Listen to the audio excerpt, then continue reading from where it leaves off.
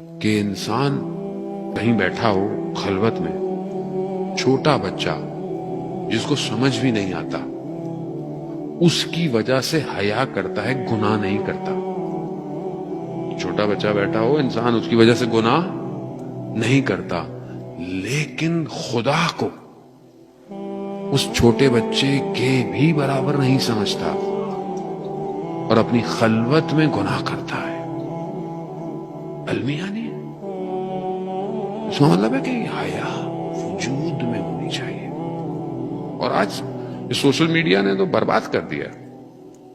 میں آپ کو ممبر سے بیان نہیں کر سکتا جو لوگ ہمیں مشکلات بتاتے ہیں کہ کیا کریں مولانا، کیا کریں، گھر برباد ہو گیا کیونکہ حیا نہیں رہی نا، ایکسس ہو گیا ہے۔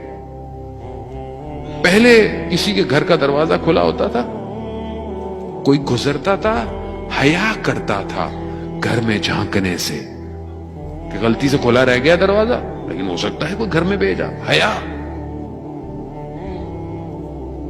احکام فقہ کے ہیں کہ اگر آپ اپنے چھت پہ جائیں تو اپنے ہمسائے کو بتا کے جائیں یا آواز دے کے جائیں۔ کیوں؟ تاکہ کوئی اپنے گھر کے اندر کسی حالت میں ہو سکتا ہے حجاب میں نہ ہو۔ حقوق ہیں عزیزان، حقوق الناس ہے کہ اگر کسی کی کھڑکی کھلی ہوئی ہے اور اگر وہ گھر میں خدا نہ خواستہ کوئی بے حجاب ہے یا اپنے کاموں میں، اس کو پتہ نہیں ہے اور آپ کو نظر آ گیا، حقوق ہے، اگر آپ نے اس کو دیکھا قیامت میں حق ادا کرنا پڑے گا۔ یعنی کیا؟ یعنی آپ کے اپنے اندر حیا ہونی چاہیے۔ یہ دور تھا پہلے، اب کون سا دور ہے؟ آئیے، اب تو در و دیوار ہی نہیں ہے۔ اب تو ہم ویسے بھی جس کارپوریٹ ورلڈ میں رہ رہے ہیں کوئی حدود ہی نہیں ہے۔ اور جب سے یہ اپلیکیشن آئی ہے، یہ سافٹ ویئر، یہ فیس بک، یہ انسٹاگرام، یہ تو اب گھر کی دیواریں گر گئی ہیں اور سب کچھ اب فیس بک کی دیوار پہ ہوتا ہے۔ با حجاب لوگ، متدین لوگ، اتنا نفس کمزور ہو گیا ہے،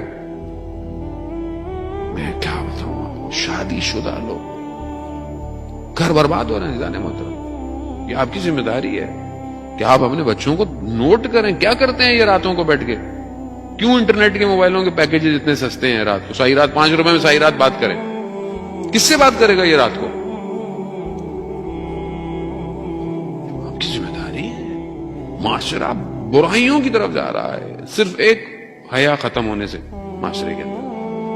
اس کو سمجھیں، اس کی وجہ سے گھر برباد ہو رہے ہیں، ڈائیورس کا ریشو بڑھ گیا ہے اسی وجہ سے۔